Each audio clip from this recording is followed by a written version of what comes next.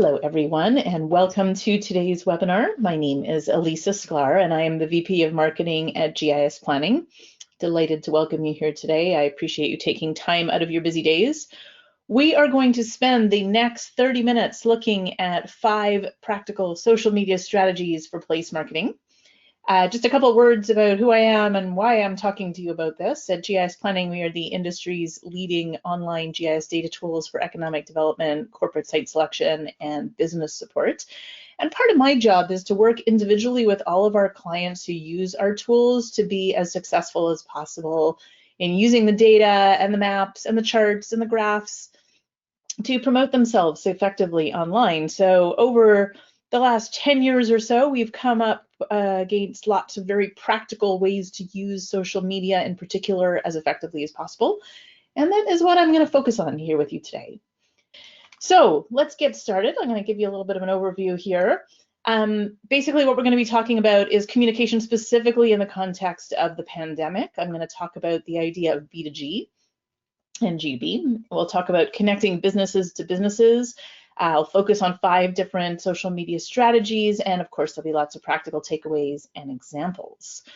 So right now, effective communication for economic development is, let me close that and bring us back. Sorry about that. We're going to focus on the fact that effective communication for economic development is more important than ever. And one of the things that I'm hearing from a lot of our clients over time is that, of course, they're finding themselves providing resources for local businesses. And this is true whether or not they were initially focused on FDI and have had to pivot to looking at local businesses. But the truth is that right now, local businesses are the ones that need the most of our help, and that's where we're seeing a lot of people directing or renewing their interest and their attention. So some of the examples I'm going to be sharing with you will talk about that. We also know that economic development organizations right now become kind of clearinghouses for information from the different levels of government, whether it's federal, state, provincial, county, municipal, regional. There's so much information out there, and sometimes the small and medium businesses in particular are very overwhelmed by this. So becoming an information aggregator and someone who can help businesses make sense of the different programs, help walk them through that is another thing that we're seeing and very important in terms of doing outreach. Information for workforce or talent is another source of information, and we find that while the workforce may not normally think of getting in touch with you by reaching out to your website or looking at your social feed, this is another way to kind of build that rapport, use this opportunity to get that information out there and reach out to these folks. Now, at the very beginning of the pandemic, we saw lots of surveys going out to area businesses. Maybe there was a little bit of survey fatigue. I do think that restoring or using surveys to local businesses to gauge how they're doing, to take their temperature, as it were, and find out what is working for them, what isn't working for them, what do they need, what are they struggling with, how can you be most helpful. Doing that quarterly or at least every 6 months is a pretty good idea. It's a nice way to build rapport with these businesses and make them feel that somebody cares and someone's paying attention. Lots of examples of gift card stimulus programs. I've got a link in here. I'm happy to share this Prezi with you afterwards, the link to my online slide deck.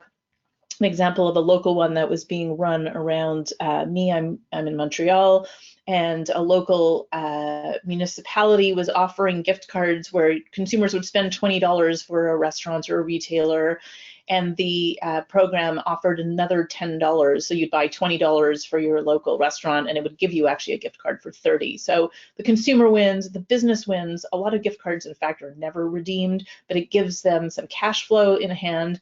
And it's a nice way for the area government to support that. So lots of creative ideas, and this is all different kinds of communication that could be used effectively in your outreach on social media. So I talk about G2B because unlike B2B, business to business, G2B is government to business, and it's a little bit different. There are some things that you can do in government or that change the kind of voice that you have. On the one hand, you've got as a representative of your region or municipality or county or state or province, you have an authoritative, credible voice. People look towards you. They know it's not going to be irreverent or frivolous. You know that using your social media channels wisely helps you put faces on places.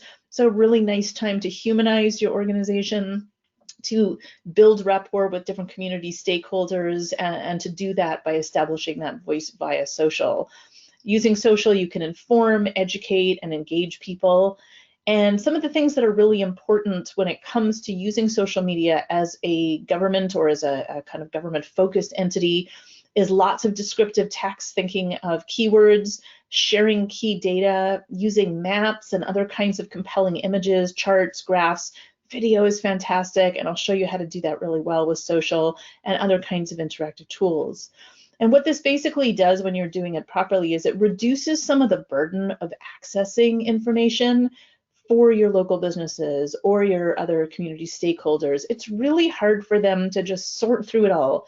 Even though Google seems to make it easy, there's this incredible proliferation of information out there. And as an economic development organization, you have that authoritative, credible voice. You can help them aggregate that information, gather it, make sense of it, use it in different ways. Of course, you can also be what I call a B2B matchmaker. So we've had lots of talk about changes in supply chain and nearshoring. So help create those synergies between your local companies by creating virtual communities. And I'm going to give you some examples of how you might be able to do that. Whether it's supply matchmaking or creating co-marketing initiatives, other forms of collaboration. I'm hearing so many wonderful stories of how collaboration and creative rapports are being built in the pandemic. So you can be that matchmaker as an economic development organization, and a great way to do that is online by creating these virtual communities. So the 5 musts that I'm going to overview, first of all, is to know the different social tools, understand the differences between them, to focus on specific objectives and use your time very wisely, because we know social media can be a little bit of a rabbit hole. We want to make sure that it isn't a time suck, but is something that benefits you and helps you do your job better and more effectively. That is a way to build engagement and not just broadcast information, but actually engaging with people in your region. That you can establish lists of different kinds of content resources. If you're going to be posting online, you need to know where you're getting that content from. I know that that is a pain point for a lot of people. They say, I want to have a LinkedIn feed for our organization, but I don't really know what to say. I'm going to give you lots of examples. And then using hashtags strategically. What are they all about? How can you put them to use for your organization? So I'm going to give you some examples of different kinds of social posts that I've seen in different places. And so we'll talk about knowing the tools and understanding the differences between them. So this is a great example from Facebook. This is the Detroit Regional Partnership, which does a fantastic job in outreach on social. And one of the things that I really love that they do is a property of the week, regularly featuring properties. And there's a couple things that you'll notice here. First of all, they name the property, they have a beautiful image of it. I've seen in some of their other posts, they also capture video. We offer 360-degree virtual tour flyovers for every single property in the system. So they captured some video of one of those flyovers and ran it along with a social post. Another really nice way to do that. In this case, it's a still image. And you'll see that there is a link to the property. Now, this is so important. Very often I see interesting or compelling posts that on social that economic developers are doing, but they don't always include a link. I think of that as a kind of vampire creative. You've created something really compelling, but it just really drains the blood out of your brand because you're not sending people anywhere with it. So putting that link in there, if you take away one thing from today, that is absolutely critical. Here's another really nice example. This is from the city of Abbotsford in British Columbia. They're using our Zoom Business GIS map directory. This is something that we created at the beginning of the pandemic. It's basically a very slick looking map directory of all the businesses in your region. You can filter by pharmacy or hardware store, restaurant, bar, health clinic, veterinary clinic. Map them out and then get all sorts of information. Are they running a gift card program? Are they open for curbside delivery, takeout only, contactless payment, whatever it is, they can put all that information in there along with their website address. And Abbotsford is doing a really nice job promoting this with this sort of slick creative. This goes out online. You'll see that it's short.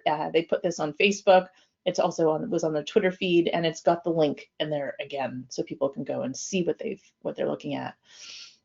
Another nice example, this is from Business Oregon, another Property of the Month post. They've done a really good job again by putting the link in there, which is fantastic. They're also using hashtags creatively, so things that people are looking for: Oregon, industrial, real estate. The one thing I would have liked to see here maybe is a picture. So this is on Facebook as well. A picture would help stop people and get their attention. Another example of a social promotion of Zoom Business, this is Fayette County in Georgia. Beautiful piece of creative here. This is something they use across all of their social tools, and I love that because you can leverage the same content in different places. Once you've created it, there's no reason you can't put it on Twitter, on Facebook, on LinkedIn. And you've got, on the one hand, the link clearly delineated, got really nice visuals. Visuals are super important. Another great hashtag, everyone knows shop local. It's an important one right now. And the other thing that I really like about this is they've partnered with their area local newspaper, The Citizen, to get out the word about Zoom Business, the map directory. You know, your local media right now, they're hurting also because their ad revenue comes from the local small and medium-sized businesses for the most part, and those guys are cutting back expenses. So partnering with your local radio station, TV station, newspaper, and thinking about creative ways together to support local businesses creates some really great synergy. So another opportunity for collaboration. This is Waycross and Ware County Development Authority. They're also put this out on Facebook, and then this is an image that you can then use across on Twitter or LinkedIn as well.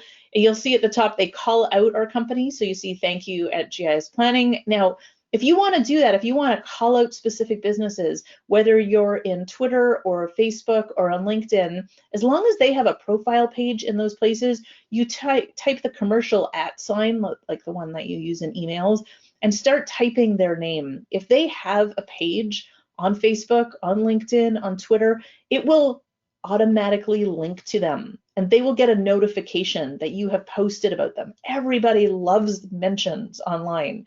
They're likely to share, to comment, to post it themselves, to likes the post certainly. So that is an example of engagement by naming people and using that @ sign in order to call them out is really fantastic. Another great use of visual, great use of putting the links directly in the post.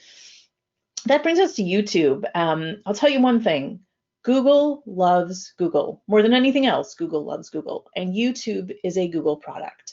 So if people say to me all the time, should we have a video channel? Should we have a YouTube channel? My answer is if you can come up with the video content, and I'll speak about that in a moment, you definitely want a YouTube channel. And that's because it is always going to come up near the very top of the first page of any search of your organization name.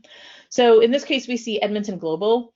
They have got their own channel. They're using the name of their organization for their channel name, which makes good sense. You'll see that they've got a couple of recently posted videos. Now, the videos do not have to be fancy, slickly produced. There are some fantastic video production agencies out there. I do encourage you to check them out. If you're looking for names, I'm happy to provide those. But you could also use a recent iPhone or Android device, invest in a decent tripod, hold the thing horizontally, not straight up, unfortunately, unless you're going to be specifically putting this on Instagram. And maybe look at getting a decent microphone. There's all sorts of great examples. I'm happy to share some links with you if you're interested. And just do interviews, short interviews, local business owners, entrepreneurs, workers, elected officials, people around town, people walking down Main Street. And those short videos are very compelling. We see that video does very, very well in terms of impressions when it comes to social media. And this is something else that I'd like to point out to you. Google does not index the content of your videos. So you're always going to want to put a text description along with each video. And every single video that you post on YouTube is treated by Google as its own index page. So that is just great for SEO. And you're going to want to put that information in there, use in the keyword, in the description, the kinds of keywords that people might use if they're doing a search. Use some hashtags. And something I'm not seeing here, but I would love to see, is a link back to your website. Again, want to make sure we send them back to your website. So in this video, for example, they're talking about workforce attraction and changes to visas for Americans that want to come up to Canada. If you have a page on your website that talks about something like that, then put the link to that page. If you don't, put a link to your homepage. Lots of great examples. Now, I know you're thinking, Wikipedia. Wikipedia isn't really social media, Elisa. However, if you're going to bear with me, I'm going to put it in here because I think we often overlook the power of Wikipedia. If you're not familiar with it, I'm sure you've seen it, but Wikipedia basically is a free encyclopedia that anyone and everyone can edit. Super easy to do that. You just create an account at the top and then it lets you edit. Anybody can edit. And if you go to the wiki entry for your region, your town, your county, your state, your province, you're going to see that maybe there's a section on economy, but almost certainly, because I do look all the time with our clients, there is almost certainly no section on economic development. And that is a shame. That is just a set of wasted opportunities right there. So you can create an account, you can edit it, use bullet points. Wikipedia is great for bullet points. Target sectors, value proposition, anchor companies, anything related to workforce, research universities nearby, deep water port, commercial airports, rail access, interstates, and then put links back to your website, put links back to your data tools if you've got them. Do not squander the opportunity that is Wikipedia.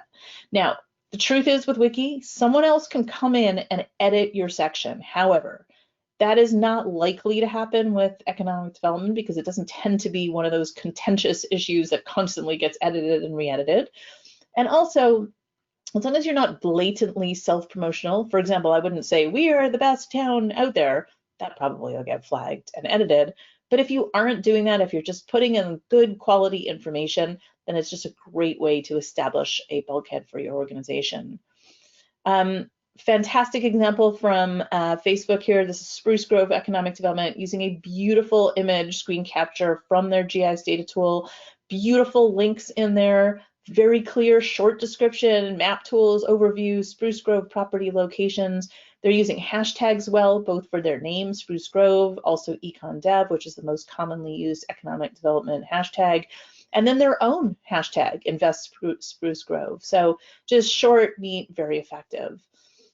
I'm not going to spend a lot of time on Instagram. We do get questions about whether Instagram is useful, and my answer is yes. Instagram is, of course, image-based. So if you have beautiful images or video that you want to share, it's a great place to do it. People do not put long text descriptions, however, in Instagram, so that's not the place for those things. And they use hashtags very effectively. So if you have beautiful images, if you have a new property development under construction, this might be an interesting place to document it. If you're doing profiles on different companies, also interesting. You cannot post links in an Instagram post. You can, however, direct people back to links in your bio. That's usually where we see that happening. So in the description here, you could say link in bio if you're trying to send people somewhere. So Instagram can be useful. I certainly would not see it as a dominant tool for most economic development organizations. It is owned, of course, by Facebook, so you can cross-post across both of them. But if you have great images or video, it's certainly worth looking at. Another example here is from LinkedIn. This is Charlotte Regional Business Alliance posting a link to information about their COVID resource portal. You know, just good basic information and really good way to get that out there.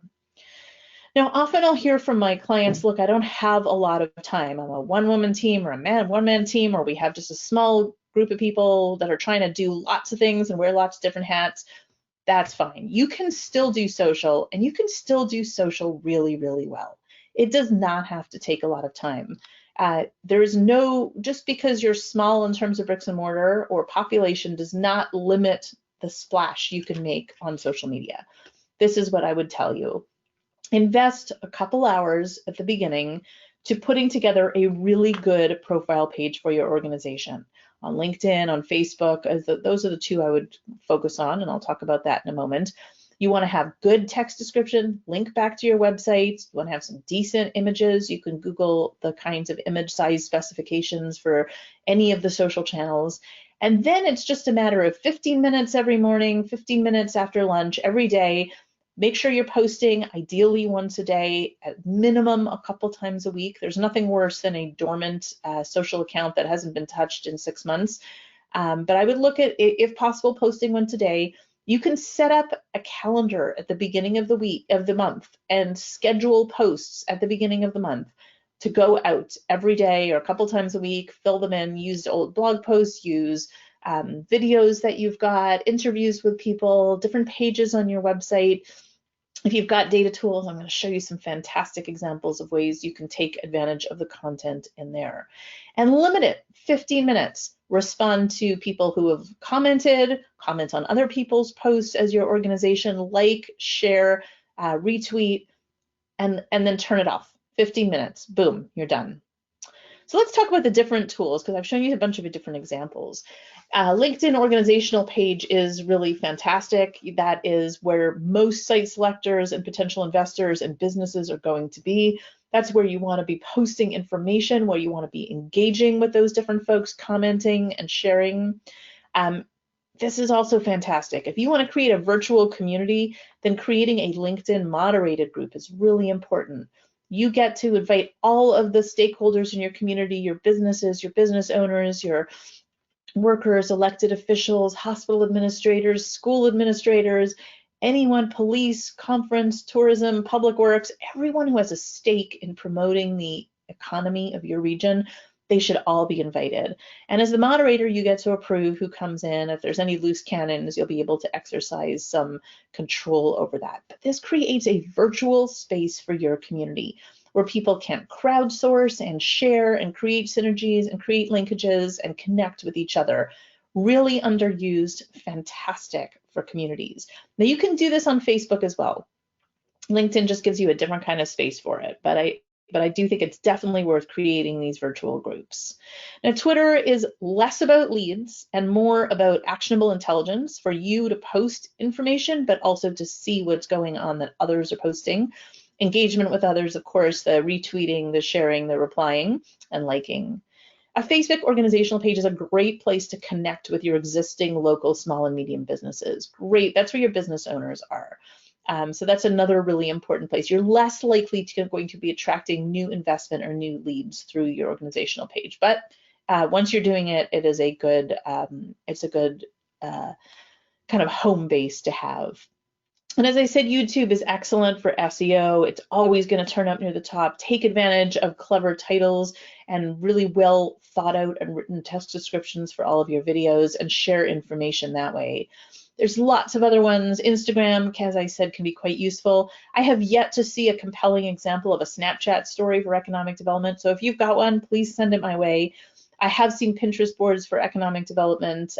People sometimes organize the information that way.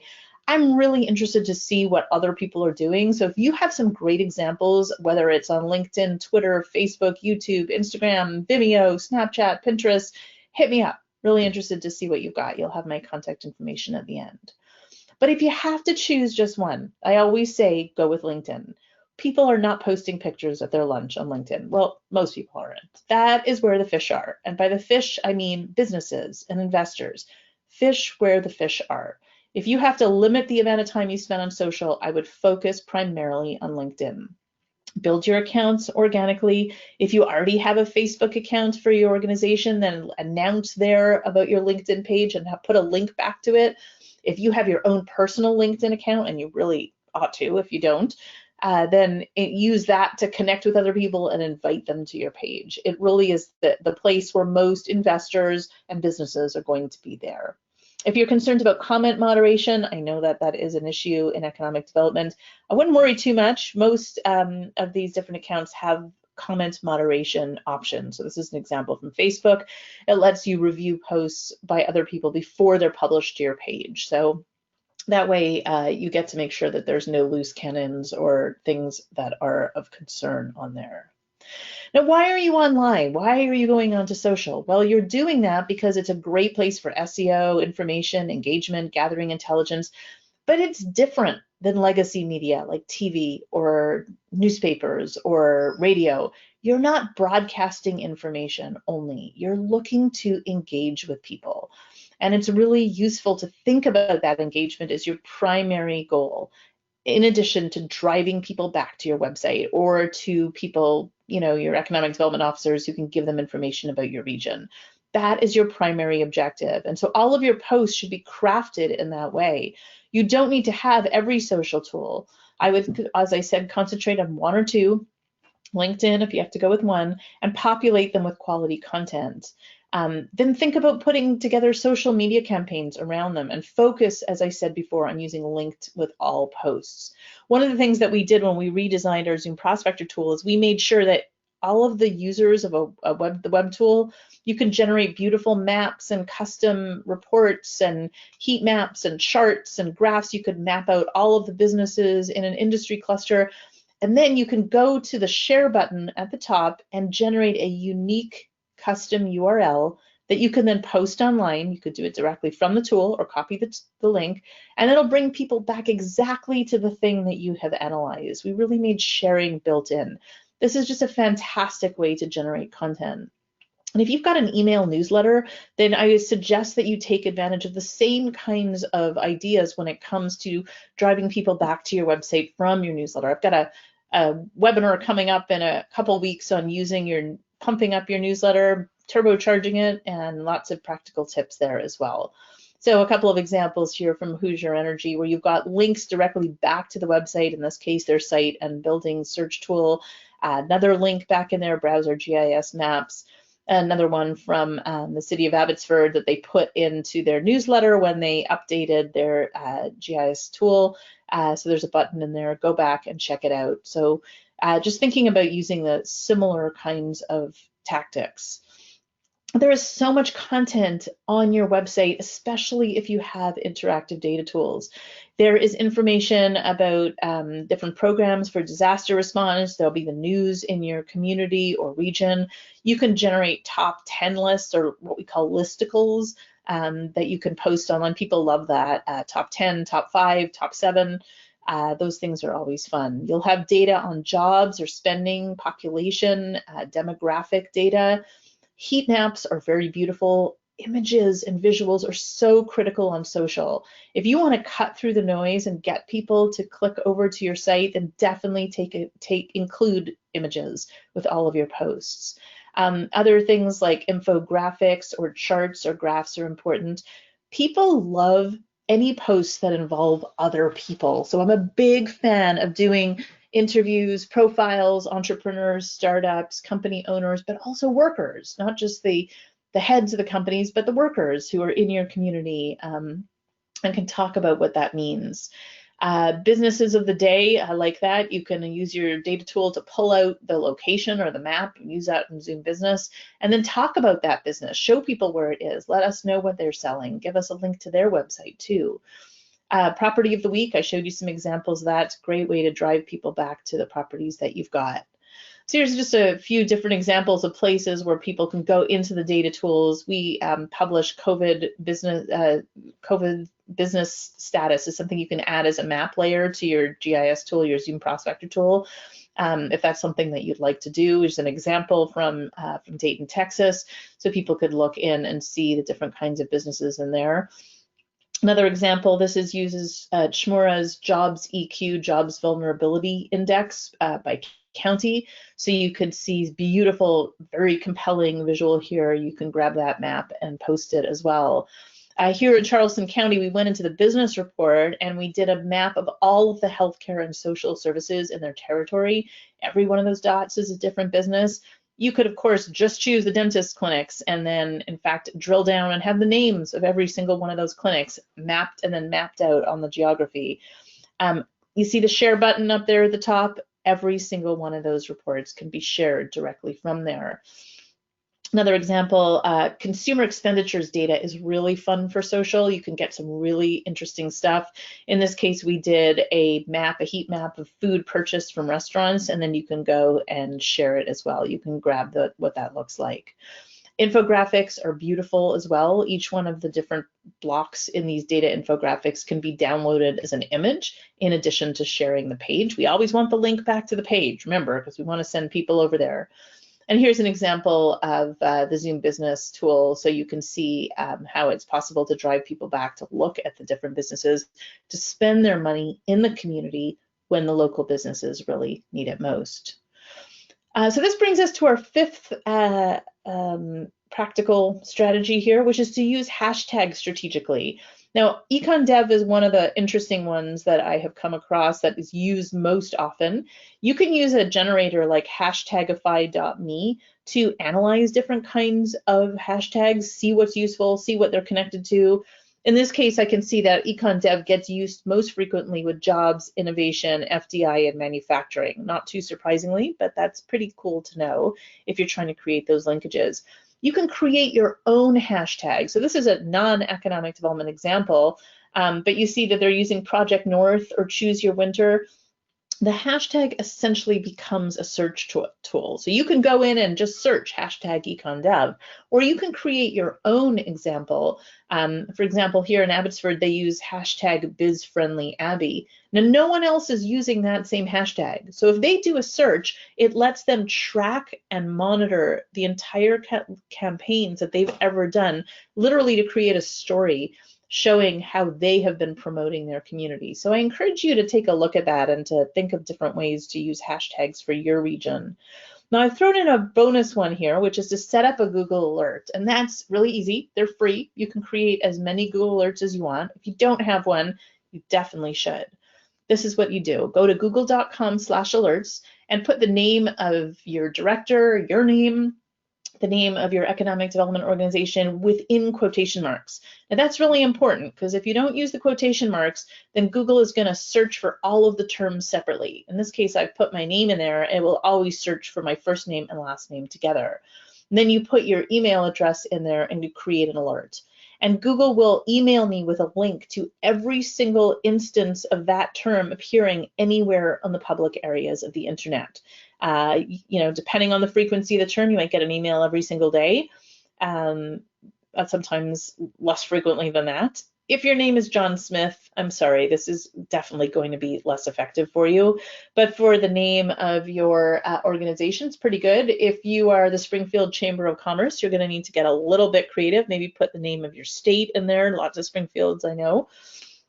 But it's a really important way to monitor and then curate your digital footprint for your personally, for your name, for your organization. You can also monitor important companies in your area. If you've got a teenager, create one for them. You want to see what they're doing online. Google Alerts are very, very powerful. And so if you're going to be using social, if you're going to be spending time on digital marketing, you want to make sure that you've got that information clearly set up there. So just to reiterate, I've given you actually 6 tips here. Knowing your tools, using time wisely, building engagement, sourcing strong content, using hashtags strategically, and then using Google Alerts to track different terms and see how they get used across the internet. I would love to hear your favorite social media tips or see examples from your organization. If you have any to share with me, please send them to me at asklar@gisplanning.com. Tweet us at GIS Planning, check us out on LinkedIn or Facebook. I would really love to see what you've got and what you are sharing on your social feeds. I get some of our best ideas from our clients and our colleagues and our friends across the industry. If you have any questions, then feel free to put that in the questions field in GoToWebinar right here. If you don't have any questions, that's fine too. You can always reach out to me directly. But just a reminder that I will be getting in touch with you by tomorrow with a link to the video recording of today's session.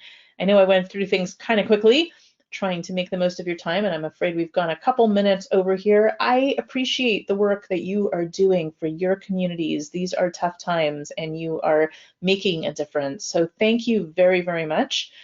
Please don't hesitate to get in touch and stay safe, and I wish you all a wonderful day. Take care. Bye-bye.